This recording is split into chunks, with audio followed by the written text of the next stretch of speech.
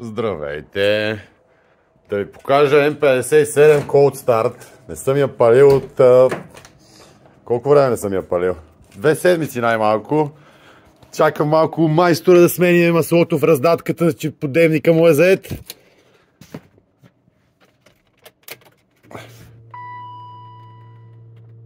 Айбусапа е много добър с ресор мод от Германия. Не ползвайте българските бокуци.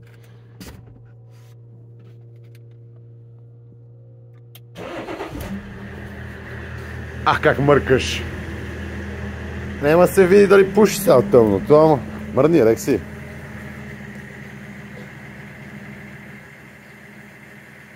Нищо не се вижда, човек, с този телефон.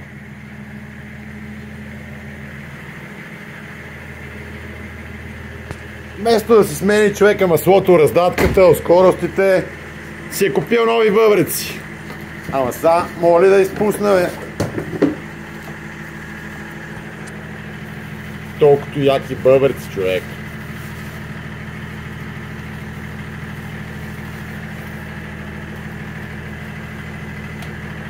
После ще ги сложа.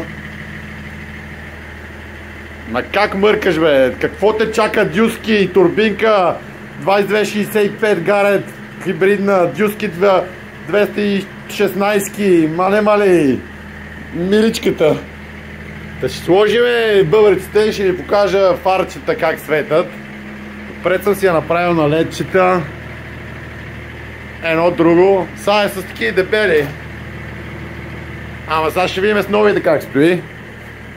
По-късно ще направим още едно клипче за бъбреците. Чай видим.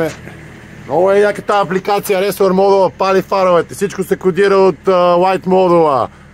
Сега си е запалила ангелските очи и те долу за мъглата.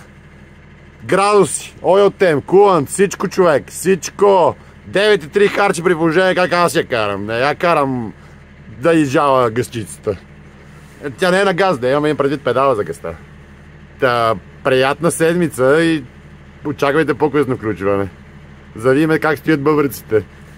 Чай, ако запалиме, се димва малко това и отзаде вече свети, иначе свети като без фейслифт, но отзаде вече свети фейслифт. Отзаде не ме кефи, нещо трябва да се промени отзаде. Отзаде тия стопове са като червената шапчица, бе, човек. Нещо трябва за тъмнение малко. Не става така работата. До после